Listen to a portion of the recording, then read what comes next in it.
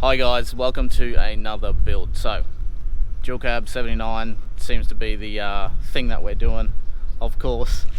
Anyway, this one here is in for a 4495 chassis setup. So, what the deal is there is we are sending this thing up to JMACX to get the chop and the new chassis put on.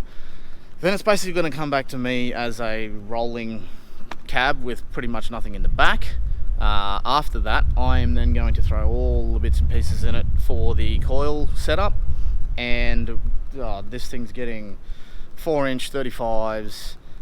Clutches obviously got to go in. We're doing Snorkel, Airbox, Barwork, tray setup. Yeah, it's going to be a pretty good build, so stick with us.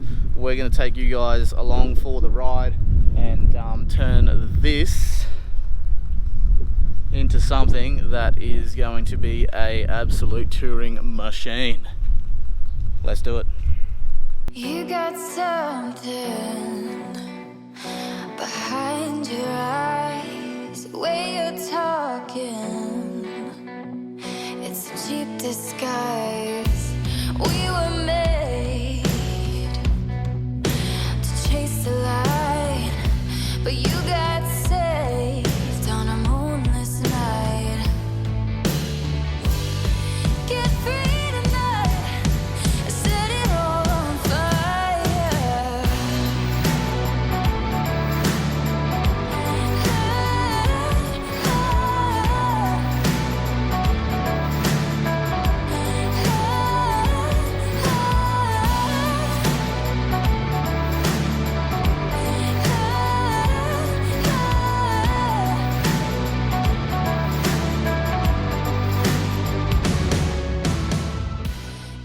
The 449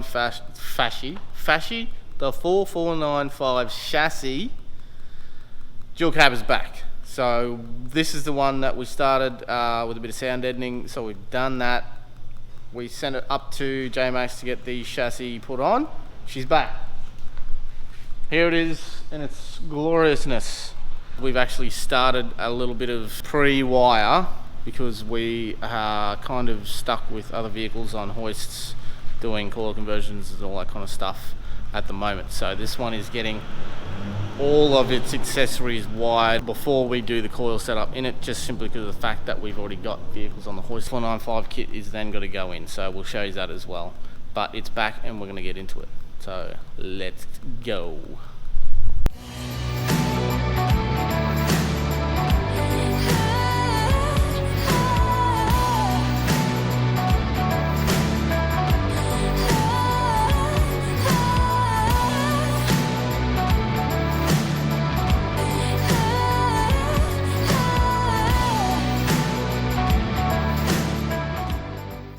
So pre-wire is happening as you saw.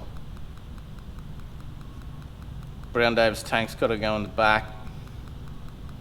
Then we obviously have to do coils. Electrically winch up the front, carbon winch front and rear. 4495 chassis has a provision built into it for a rear winch. So we're going to throw a carbon in the front and one in the back as well. That's what that bad boy's for. ISO for that. So yeah, all that kind of stuff that goes in behind things and doesn't need to be seen. That's pretty much what we're doing to get this kind of up to scratch before bar work goes on and all that type of stuff. So why we like to do it is we kind of do all that beforehand, so that way when we're offering up all our parts, winches and bars and lights and all that, everything's there, it's ready to go, it's just plug it in. So whilst it's stripped down, all our wiring goes in, plugging, all that kind of stuff. That way when we're doing mounting of components, you plug the connector in and away you go, you know it's set to go. So to be continued tomorrow. Okay, so we have pretty much kind of sort of in a roundabout way coil converted the 4495 setup.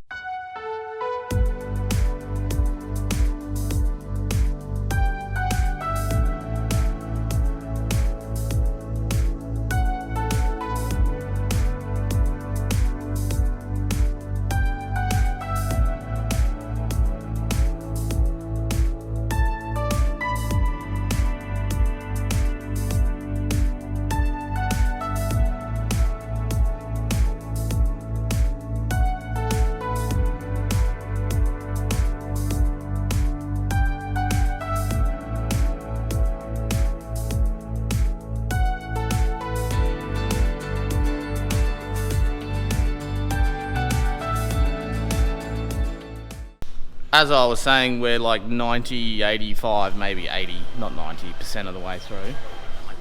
Maybe 90? I need brake lines and fuel lines to do. Oh, well, there you go. So yes, like I said, we're almost done. I'm just gonna say that. Clutch has gone in, exhaust is on, front end's been done. We are getting there with it.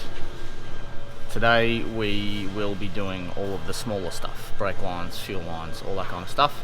I still have to drop a winch in the rear of this because the 4495 chassis come with a cradle built in.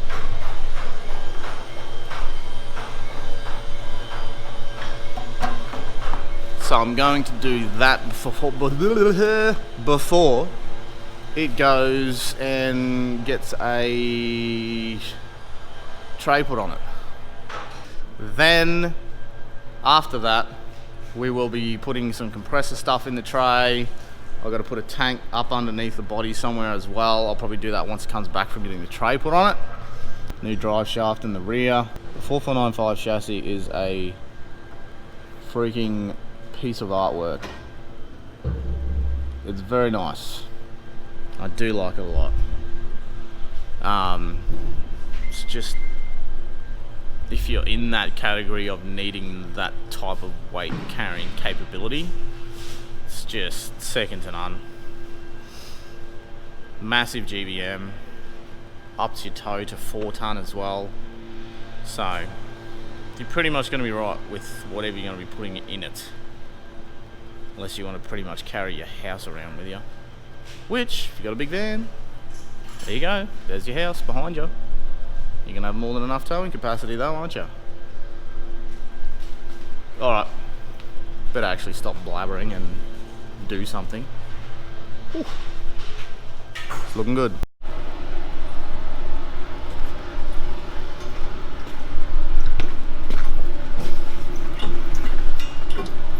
So we're putting the ATD bar on today, getting the new tow point cradle put in first, and then the bar will go in over the top of that basically. So here we are putting some bolts in, get this all secured away, and then we'll put the bar on. How was that?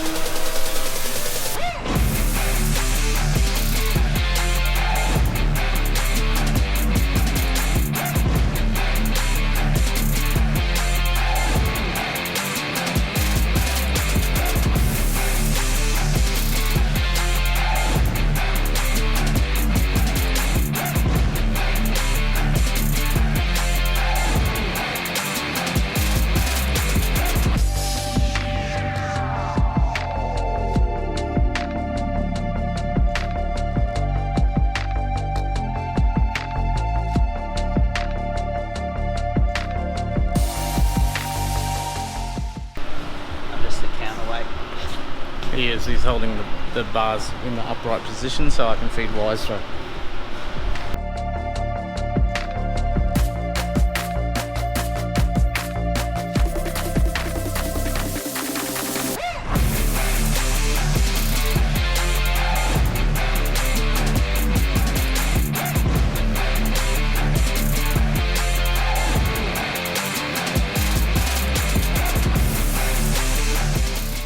We're just doing finishing touches on Michael's car now.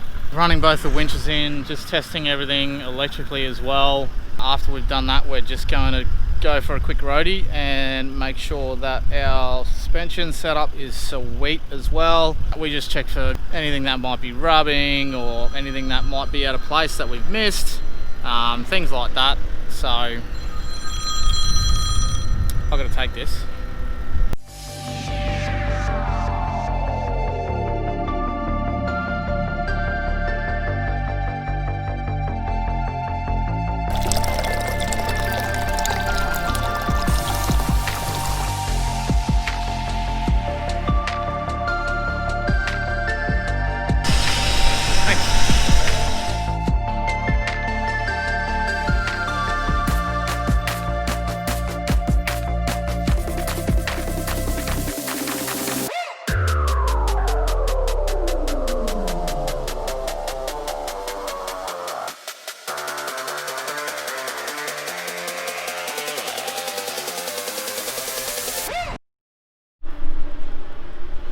Alright, so Michael's car is 99.9% finished. I just got to take it down to the wheel aligners, so that's what I'm going to do now.